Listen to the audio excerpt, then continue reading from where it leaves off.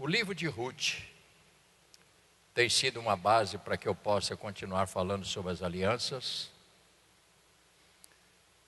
E um dos grandes obstáculos, irmãos, que nós encontramos é que muitos crentes não conhecem a Bíblia.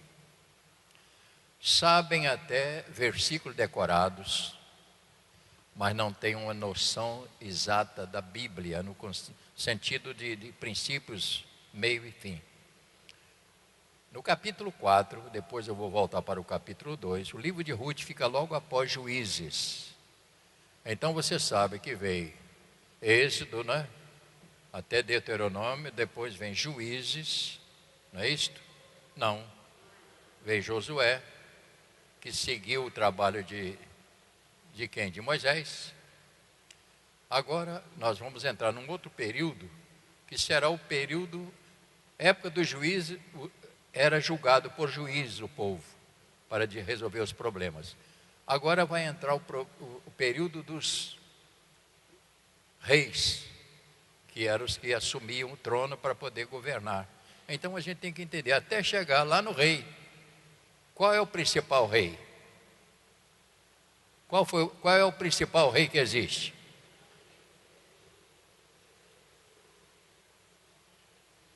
Ninguém fala Rei Jesus. Ele será o principal, é o rei principal. Tudo vai apontar para o rei, que vai chegar. E chegou. E voltará. Você crê que ele volta? A leitura deve ser uma leitura devagar, responsiva. E eu estou aproveitando para deixar uma mensagem sempre de edificação para toda a igreja. Boaz casa com Ruth. Aqui nós temos aqui no capítulo 2, 3, tem aqui o período que aconteceu algumas coisas boas. Mas eu vou ler o versículo primeiro e você vai ver o versículo seguinte. Vamos ler todo o livro, todo o capítulo. Boaz subiu à porta da cidade e assentou-se ali.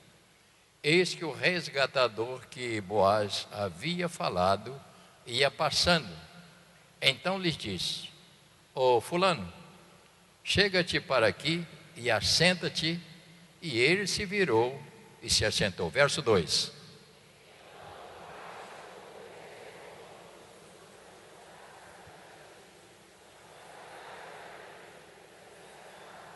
Disse ao resgatador: aquela parte da terra que foi de Elimeleque, nosso irmão, Noemi, que tornou da terra dos Moabitas, a tem para venda.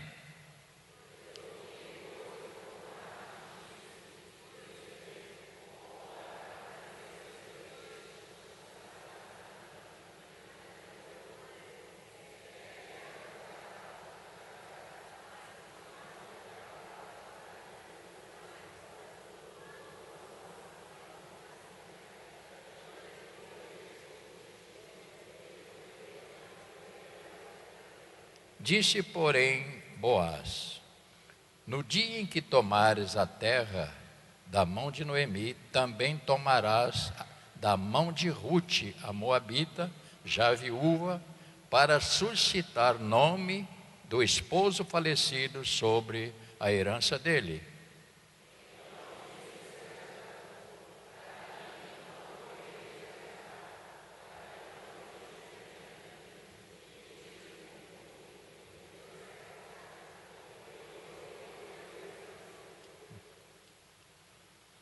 Este era, outrora, o costume em Israel, quando ao resgate e permutas, e que queria confirmar qualquer negócio, tirava o calçado e o dava ao seu parceiro, assim se confirmava o negócio em Israel.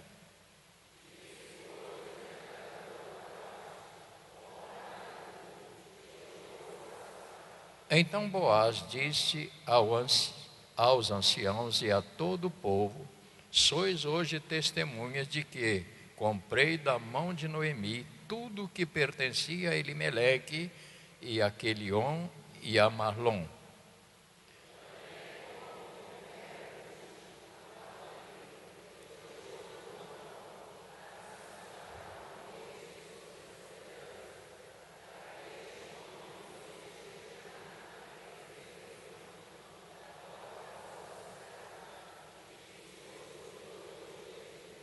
Todo o povo que estava na porta e anciãos disseram: somos testemunhas. O Senhor faça a esta mulher que entre na tua casa, como a Raquel e como a Lia, e ambas edificaram a casa de Israel, e tu, Boaz, age valorosamente em Eufrata e faz-te o nome afamado em Belém.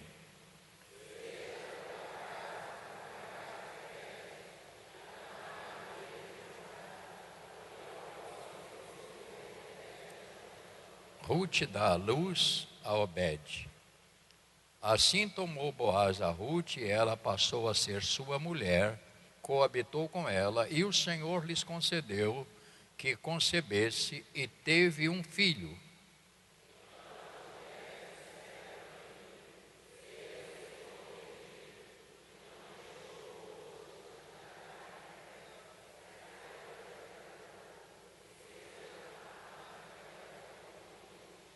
Ele será restaurador da tua vida e consolador da tua velhice, pois tua nora que te ama o deu à luz, e ela te é melhor do que 7 filhos.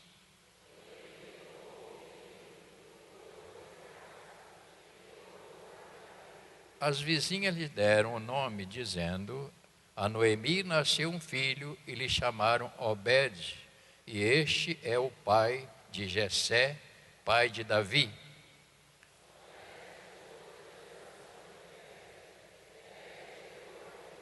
Eslon gerou Arão, Arão gerou Abinadab. Continue juntos. Abinadab gerou a Nasson, Nasson gerou a Salmão, Salmão gerou a Boaz, Boaz gerou a Obed, e Obed gerou a Jessé, e Jessé gerou a Davi. Querido Pai, esta é a palavra do Senhor. E nós queremos, Senhor, aprender mais um pouquinho com o Senhor nesta manhã. Que o Senhor venha falar a cada coração neste lugar, ajudando-nos, Senhor, a compreender melhor a Tua palavra e o propósito do Senhor em salvar toda a humanidade. Abençoa, portanto, a todos que leram e que esta palavra possa ajudar um pouquinho mais, em nome de Jesus. Amém. Por gentileza. Nós sabemos, irmãos,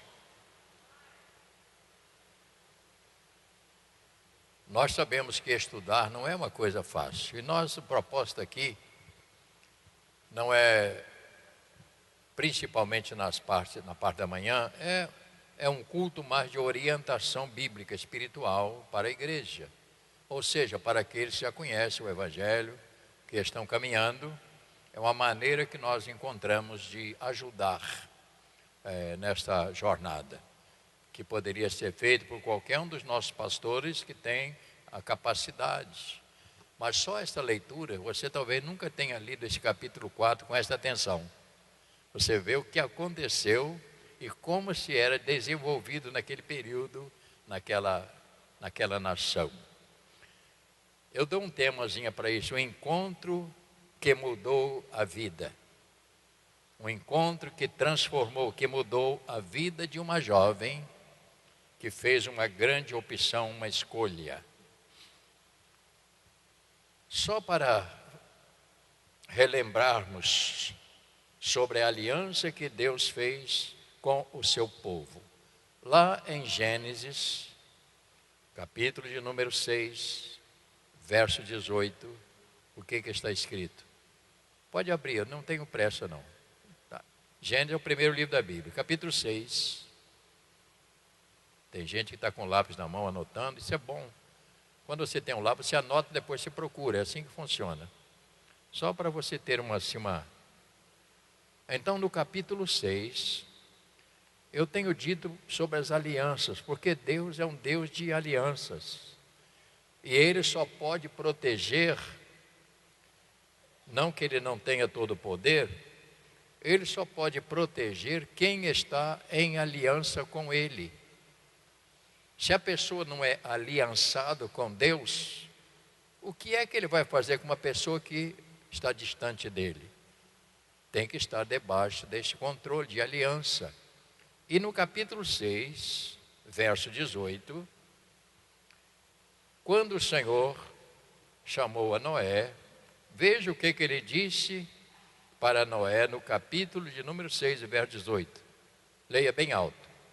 Contigo, porém, estabelecerei a minha aliança, entrarás na arca, tu, teus filhos, tua mulher e as mulheres do teu filho. E aqui ele dá mais uma descrição de outros assuntos. Então, ali foi uma aliança que o Senhor fez, e desta aliança,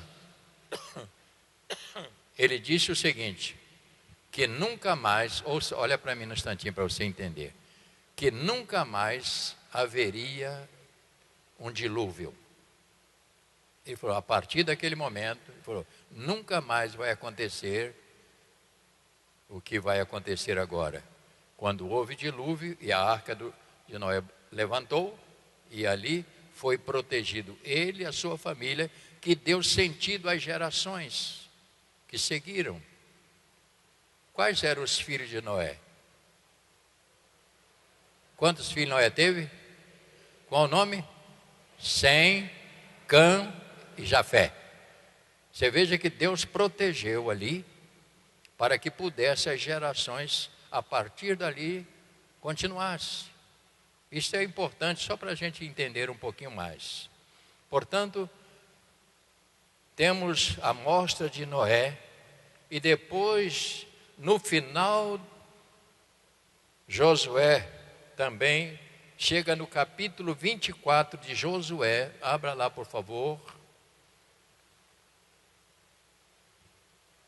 Josué, capítulo 24. Porque senão, irmão, nós vamos simplesmente ler e nós não vamos entender o assunto. E meu desejo é que você ouça, que você participe. Então você chega aqui no capítulo 24 do livro de Josué, e assim também você começa a entender mais a Bíblia, abrindo a Bíblia, não é isto?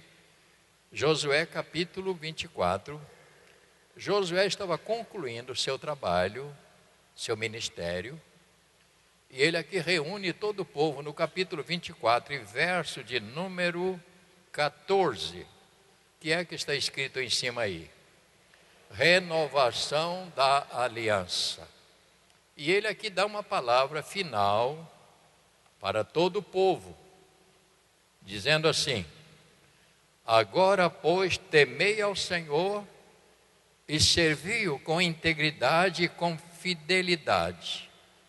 Deitai fora os deuses aos quais serviram vossos pais da além do Eufrates no Egito, e servi ao Senhor. E aqui você tem uma palavra interessante, ninguém é obrigado. Quando chega no verso 15, porém se vos parece mal servir ao Senhor, escolhei hoje a quem sirvais. E ele disse, e aos deuses a quem serviram vossos pais, que estavam da além do Eufrates, e aos deuses dos amorreus, em cuja terra habitais, eu e a minha casa serviremos ao Senhor. Eu e a minha casa serviremos ao Senhor. Então ele ali abriu espaço aqui. Se você quer continuar debaixo do cuidado de Deus, você continue na aliança. Se você não quiser, deixe a aliança e vai servir seus deuses. Faça o que você quiser da sua vida. Ele está dizendo isso. E a mensagem da igreja hoje é a mesma. Há pessoas que não querem ter aliança com o Senhor, não querem servir a Deus. O que é que Deus pode fazer se a pessoa rejeita entrar nesta aliança? Então isso é muito mais sério do que às vezes a gente faz uma ideia que não é verdadeira. Foi o período dos juízes, o povo estava sem proteção. Portanto, volte agora lá para o texto lido. E no livro de Juízes, quando estavam terminando o período dos juízes, no capítulo 21, verso de número 25, eu já falei sobre esse aspecto, mas nunca é demais lembrar, irmãos. É igual você estudar no colégio. De vez em quando tem que ir lá que você voltar atrás para tornar passar pelas mesmas coisas, né? Para ir gravando na sua mente. Então, terminando os juízes que julgavam, aqui você descobre aqui no versículo 25, o que está escrito aí? Vamos ver. Naqueles dias não havia rei em Israel, e cada um fazia o que achava mais reto. Povo completamente desgovernado. E eu disse naquela oportunidade, a pior coisa que tem, irmãos, é isto. É a pessoa que não tem direção. É a pessoa que vive sozinha no seu anonimato, no seu pequeno mundo, né? O povo não tinha a quem obedecer. E ouça bem, a maior tragédia no jovem, a maior tragédia para os filhos é quando você não tem a quem você obedecer, ou rejeita obedecer, recusa obedecer aquilo que os pais ordenam. Isso é uma tragédia. Fatalmente vai cair. Por quê? Nós temos que ter regência. Já imaginou nós pastores aqui, se nós não tivéssemos quem mandasse na nossa vida? Nós temos gente que manda na nossa vida, nós temos um conselho. Nós somos um grupo que tem um conselho, que ouvimos de vez em quando, e eu ouço coisa que até eu não gosto. Quantos aqui hoje já ouve coisa que não gosta? Mas nem por isso você deixa de ouvir e obedecer. Porque se tudo que você faz, acha que tem que ser como você faz, tem alguma coisa errada. Porque nós não temos a palavra sozinho. Na multidão de conselhos, né, que existe o quê? Sabedoria. Então, só para você lembrar e você começar a desenvolver isso dentro do seu coração. Ao falar do casamento de Ruth e Boaz, nós temos aqui o início da família de Davi, o qual vai chegar a José e Maria, o qual nasce o Senhor Jesus. Isso nos diz que Deus está no controle de todas as gerações. Ouça isto, por favor. Deus está no controle de todas as gerações. Deus nunca perdeu o controle desde Adão, e não vai perder o controle e nunca perderá, porque Ele será o Deus da eternidade. Deus não morre. Isaías, capítulo de número 11, verso 1, olha o que está escrito. Ou seja, olha a sua Bíblia. Isaías 11, verso 1. Porque aqui nós vamos ter a origem, porque é uma das coisas. E eu descobri essa semana passada que a minha origem, por parte do meu avô paterno, eu sou descendente de judeus. Eu não sabia. Eu sou descendente de judeus, por parte do meu pai, que é Barreto. Então legal. Então agora é que eu descobri por que Deus me chamou, porque eu já era da família. Tem gente que não quer saber, mas eu fui procurar saber. E o meu avô era um lorde. Sabe o que é um lorde? Meu avô era fantástico. E tinha um nome tão bonito, Arlindo.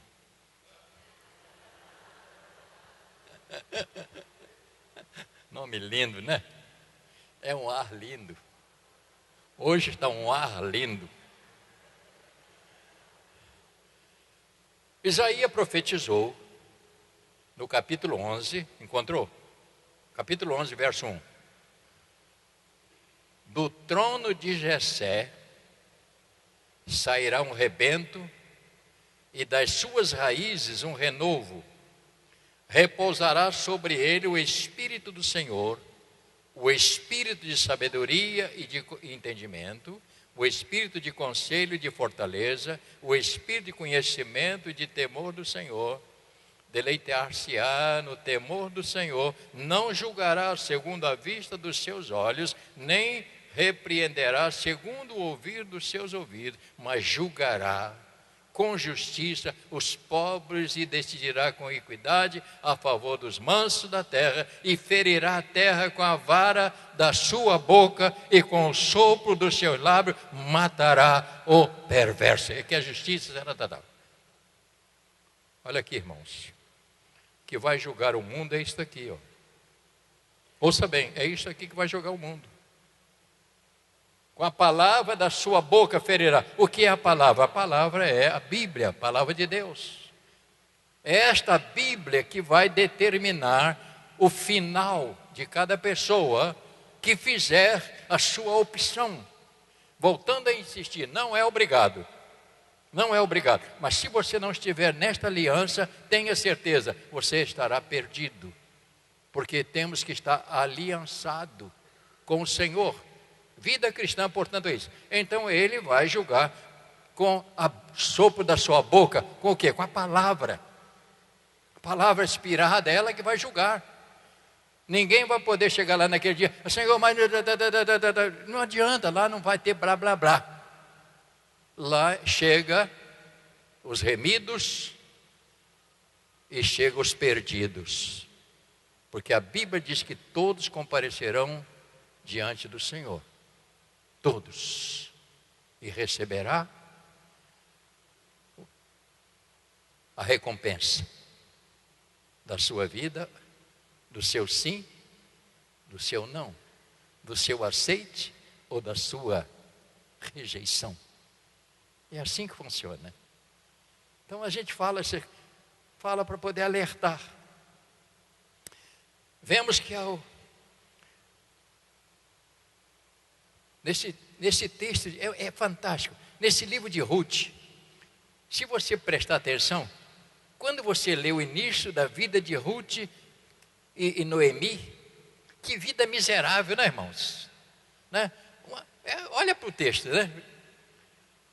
Então, Noemi e seu esposo com 2 filhos saíram da sua terra, lugar onde Deus tinha cuidado, mas porque houve fome, agora eles abandonam o seu caminho, abandonam a presença de Deus, e eles vão por conta própria para o lugar dos moabitas, porque lá tinha comida. E eles vão, olha a tragédia que aconteceu com eles. Qual foi a tragédia? Chegam lá, morre o marido, morre os 2 filhos que casaram e morreram, e ficam 3 viúvas. Completamente. O princípio foi horrível. Dá a impressão que o final deste livro seria uma tragédia. Mas não é uma tragédia que aconteceu. Se você ler com atenção todo o livro, você vai descobrir que não foi uma tragédia. Portanto, vemos que ao invés de um final trágico, foi uma história rica. Que coisa fantástica!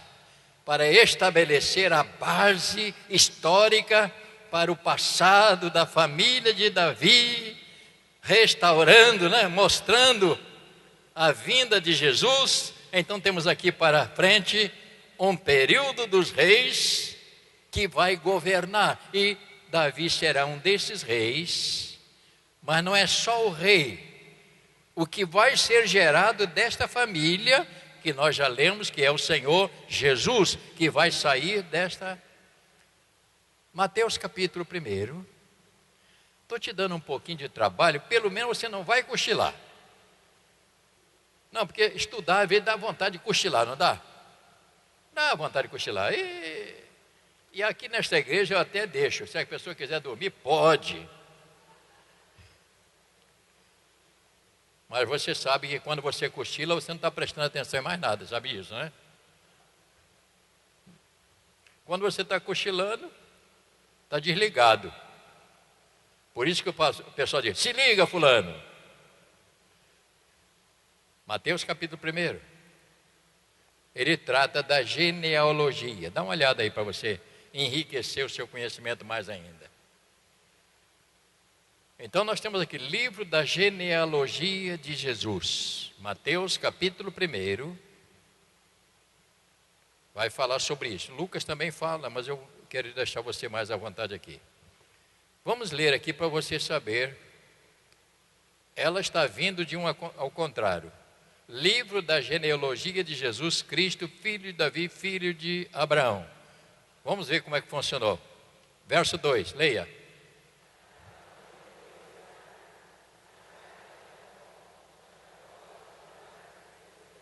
Judá gerou a Tamar e a Pérez e a Zera. Pérez gerou a Esrom e Esrom a Arão.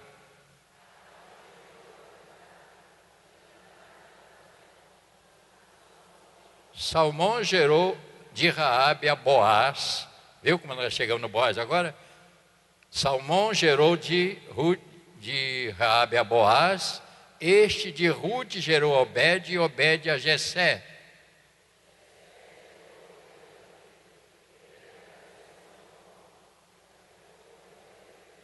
Salomão gerou a Roboão e Roboão a Abias, Abias a Asa.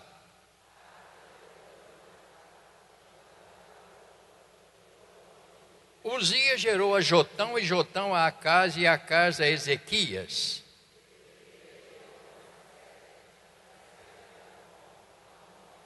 Josias gerou a Jaconia e a seus irmãos no tempo do exílio na Babilônia.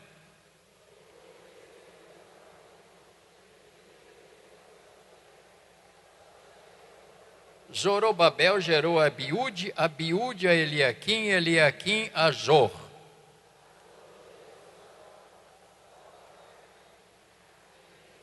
A Eliúde gerou a Eleazar, Eleazar a Matã e Matã a Jacó.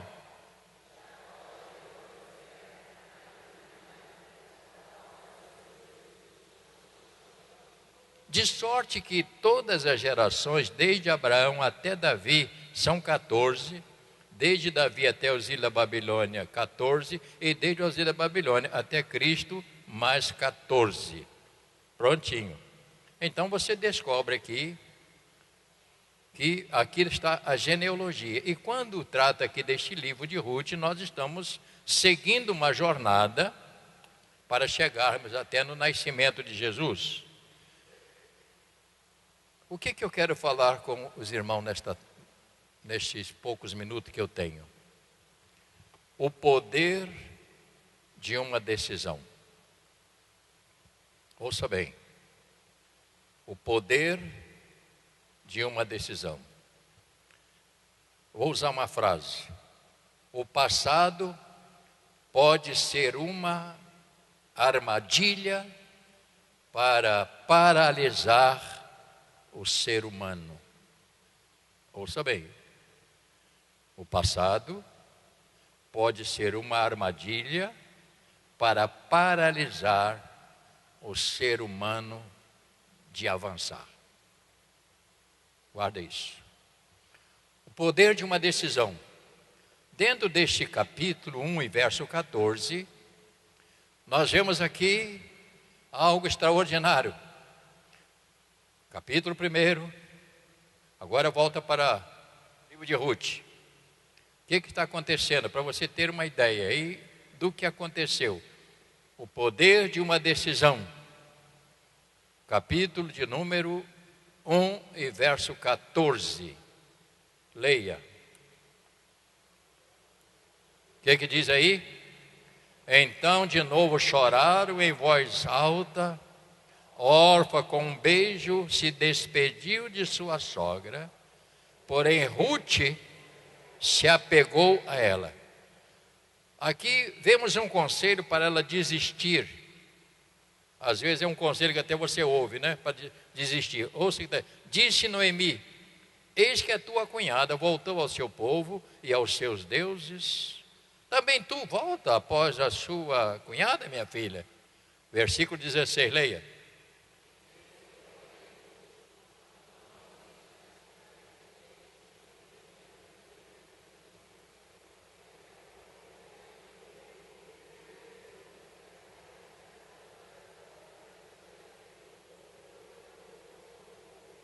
E o teu Deus é o meu Deus.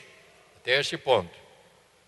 Então descobrimos aqui, nós temos duas viúvas, que eram noras de Noemi. Elas tinham que tomar uma posição.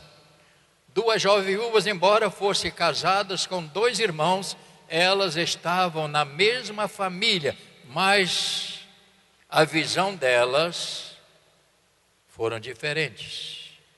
O que aconteceu? A órfã, ela beijou a sua sogra e ela disse: eu vou voltar para o meu povo, eu vou ficar com a minha família, eu vou ficar com os meus deuses, eu vou continuar na mesmíssima. Ouça bem, isso é sério. As duas tiveram a oportunidade de tomar as decisões, porque a sogra disse: minhas filhas voltem. Uma delas beijou a sua sogra e disse assim: foi muito bom te conhecer, mas fiquei, você sabe, né? Eu tenho que voltar, vou ver se consigo um casamento. A outra não. A outra disse: não, minha sogra, eu encontrei algo diferente na sua família. Eu encontrei algo que eu não tinha lá. Eu encontrei o seu Deus. E eu não vou te deixar, eu vou te seguir, porque eu descobri que esse Deus é importante. Ela sepultou tudo para trás. Passado pode ser uma armadilha para impedir você avançar para um objetivo maior.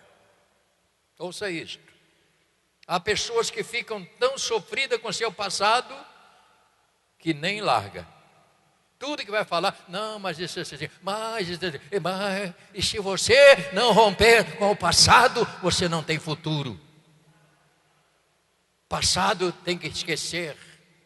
E vida cristã é assim que funciona.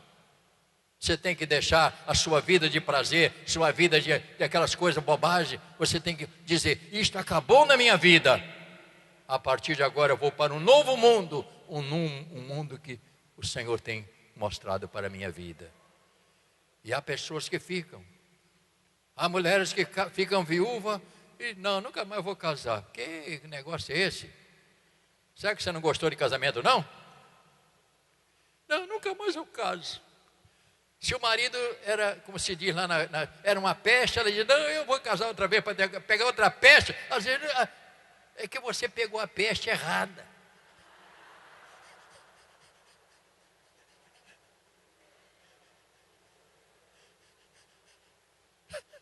Você tem direito. Mas o passado foi tão machucado, tão amargo, que a pessoa não se arrisca mais. Não é assim que funciona, irmãos. Não é assim que funciona. Não deixe o passado te matar. Tenha uma visão maior. O que Deus tem para você é maior do que o passado que já ficou para trás, que não tem jeito de voltar, tá bom? Deus trabalha. Ouça bem. Deus trabalha a partir da nossa visão. Se a sua visão for limitada, você será limitado a vida inteira. Porque Ele trabalha a partir da sua visão. Não adianta que Deus não vai trabalhar se não for assim. Você primeiro tem que ter a sua visão. E deixe Deus trabalhar. Então aqui nós temos a órfã, disse: não, eu quero continuar na mesma vida. Eu quero continuar na mesma vida. Despediu da sua sogra. Ruth disse: eu vou romper com o meu passado. Ela disse: eu não quero esse passado de marido morrer. Não, eu vou aventurar algo maior. E ela partiu. Ela teve uma visão diferente. Ela olhou para Deus. Enquanto você ficar olhando para quem é derrotado, você nunca vence nada. Tire os olhos de pessoa derrotada e olhe para os que vencem. Não fique olhando para o passado de derrota e de miséria. Senão você vai viver a vida inteira da mesma maneira. Tenha cuidado. Tenha cuidado. Ruth, ela não olhou para o passado, ela disse: a minha vida vai mudar. Ela disse, a minha vida vai mudar. A minha vida será diferente. E ela arriscou ir para uma terra diferente, que não conhecia, e ela chegou até lá. Pessoas, irmãos, ficam apegadas, portanto, ao passado e ao futuro. Se ela se apegar ao passado, o futuro fica destruído. Ouça bem, se você se apegar ao passado, há pessoas que sofrem, tem pessoas que têm recursos econômicos, não financeiro, mas vivem uma vida sofrida porque tem medo de se arriscar. Não, mas eu comprei essas casas com muito sacrifício.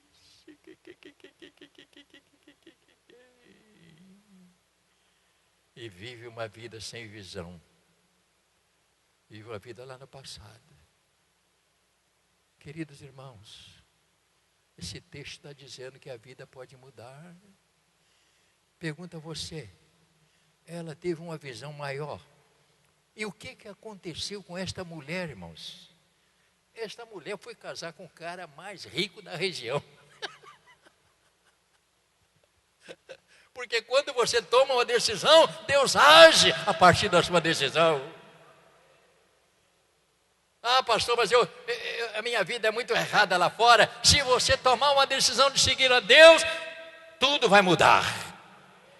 Deus vai te dar força para você caminhar, levantar a cabeça. É assim que funciona, irmãos. É assim que funciona.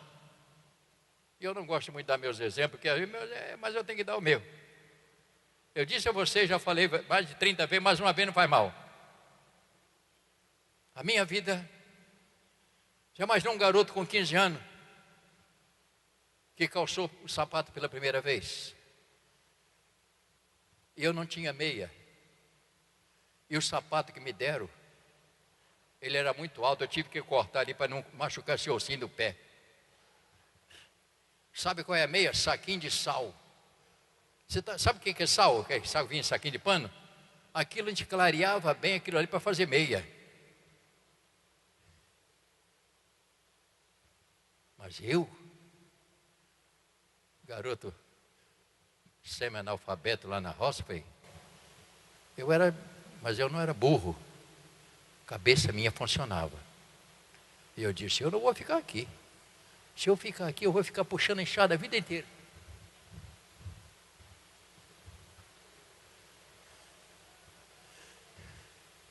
Vou falar para minha mulher, não está aqui hoje, graças a Deus. Eu tinha uma namoradazinha lá, meu Deus do céu. Troço pior que tem um garoto de 15 anos deixar a namorada e ir embora para nunca mais voltar, né? Eurides, não esqueci o nome.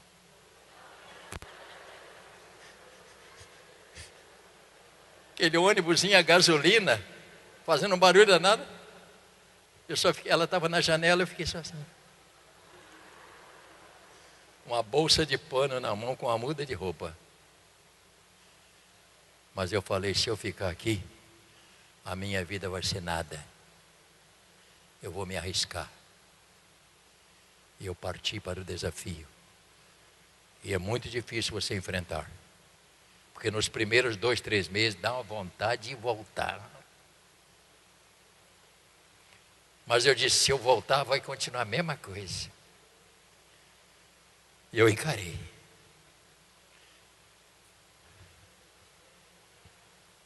Não deixe o passado atrapalhar o seu futuro. Crie vida para frente. Crie uma vida diferente. Você pode. Deus vai te abençoar. Princípio de obediência. Capítulo 2 desse livro. Não vou te ocupar muito mais não. Esta moça, olha esta moça, a atitude desta moça no capítulo 2.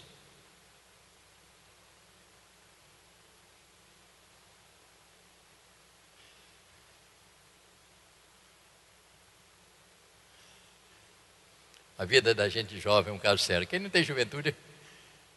Eu namorei uma moça também, eu gostava de namorar, era bom nesse negócio. O pai dela era aqueles, sabe aquele cara que não quer que a filha namore ninguém? E tinha um baile lá na casa dele, eu entrava pela porta dos fundos. O baile está lá na sala, eu ia pela porta do fundo e a filha estava lá na cozinha. Você não acredita que agora, uns 4 anos passados, eu encontrei com essa pessoa. Fui lá na casa dela, está com o neto da velha também igual a mim.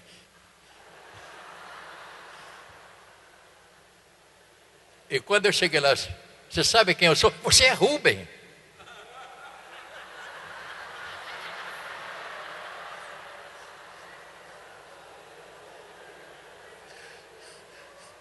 Glória a Deus. Você está entendendo? Ai, meu pai. Capítulo 2. Há pessoas que querem vencer, mas não desce, quer ficar no seu pedestal. Vou concluir, nós já estamos passando a hora. Capítulo 2, dê uma olhada comigo aí, por favor. Vamos ler até verso 7. Tinha Noemi um parente do seu marido. Tenha paciência essa manhã está muito gostosa, pelo menos para mim. Tinha Noemi um parente de seu marido, senhor de muitos bens, da família de Elimeleque, o qual se chamava Boaz. Rute, a moabita, disse para Noemi, as duas estavam lá, voltaram, mas não tinha nada, o negócio não tinha comida. O que ela disse? Pessoa que toma iniciativa. Olha aqui no verso 2. Rute, moabita, disse a Noemi, deixa-me ir ao campo e apanhar ali espigas atrás daquele que nos favorecer. Ela disse, vai minha filha, vai lá, eu acho que vou morrer de fome não, vai lá buscar. Ela se foi, chegou ao campo e apanhava após os segadores. Por casualidade, entrou na parte que pertencia a Boaz, a qual era da família de Elimelec. Não é por acaso, é que Deus estava no controle dessa moça. Você sabe o que é rebuscar? Espiga. Eles colhiam e ela estava atrás daquilo que ficava caído. Daquelas espigas que caíam de trigo, ela ia pegar aquilo que ficou para trás. Você está entendendo? E ela se submeteu a isto para poder viver. Há pessoas que não vencem por causa da sua arrogância. Não são capazes de descer um degrau. Ela se foi, chegou ao campo e apanhava após os segadores. Vou pegar de óculos aqui para melhorar. Vamos lá. Versículo. Ela se foi, chegou ao campo, apanhava após os segadores, por causalidade, que não é nada de causalidade, entrou na parte que pertencia a Boaz. Versículo 4. Eis que Boaz veio de Belém e disse aos segadores, o Senhor seja convosco. Respondeu-lhes eles, e o Senhor te abençoe. Olha a ideia, olha que coisa fantástica. Eu acho que essa Ruth, eu acho que ela é meio bonitinha, não era? Hein, Márcio? Eu acho que ela era meio bonitinha, né, Marcinho? Olha o que ele disse. Depois perguntou Boaz ao servo encarregado dos segadores, de quem é esta moça? Respondeu-lhe o servo, esta é a moça moabita que veio lá com Noemi da terra de Moabe. Disse-me ela, deixe-me rebuscar espiga, ajunta lá entre as gavelas, após o segador. Assim ela veio e desde manhã até agora está aqui. Até agora, aí, catando as migalhas. Disse Boaz a Ruth, ouve, filha minha, não vai escolher em outro campo. Ele já estava de olho nela. Nem tampouco passe daqui, porém aqui ficarás com as minhas servas. Estarás atenta ao campo que te chegar, irás após ela, não dei ordem, e eu dei ordem ao teu servo que te não toquem. Quando tiveres sede, vai lá beber água lá com o meu pessoal. Então ela se inclinou de rosto em terra e disse: como é que me favoreces e fazes caso de mim, sendo estrangeira? Respondeu Boaz e disse: bem me contaram tudo quanto fizeste a tua sogra depois da morte do seu marido, e como deixaste o teu pai e a tua mãe e a terra onde nasceste, e viste para um povo que antes não conhecia. O Senhor te retribua. E aqui vai continuar. E ali começou o romance de Boaz e Ruth. Deixa eu concluir para você voltar para casa. Princípio de obediência. Ela não ficou parada. Ela disse: eu vou buscar comida para nós, minha sogra. Ela não ficou reclamando da vida. Ela aceitou um trabalho humilde. Ela disse: esta será a minha atitude. Eu não vou ficar aqui parada. Eu vou andar um pouquinho mais. Eu vou buscar alimento. Com isto eu termino dizendo que a vida não oferece nada àqueles que vivem parado, que não tomam iniciativa para nada. Que a lição desta moça nos ajude, irmãos, a ter propósitos mais profundos. Que ela nos ensine a dizer que o passado não vai ter mais poder sobre o meu futuro. Passado, fica esquecido. Prossigo para o alvo, como disse Paulo, para a soberana vocação daquele que me amou e me salvou. Que o Senhor te abençoe. A gente vai voltar sobre esse assunto. Vamos ficar de pé no instantinho? Glória a Deus. Glórias a Deus. Bendito seja Deus. A oração do Pai Nosso. E perdoa as nossas dívidas. Não vai embora enquanto eu não orar não, tá bom? Aguenta um bocadinho só.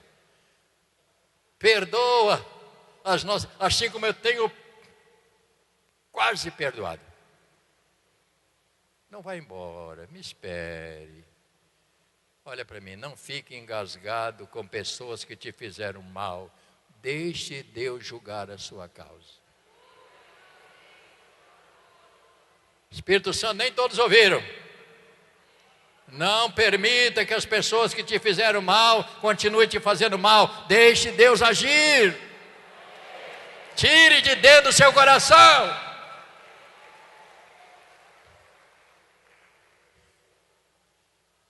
Porque há pessoas que vivem engasgadas com essas coisas. Deus tem algo maior para você.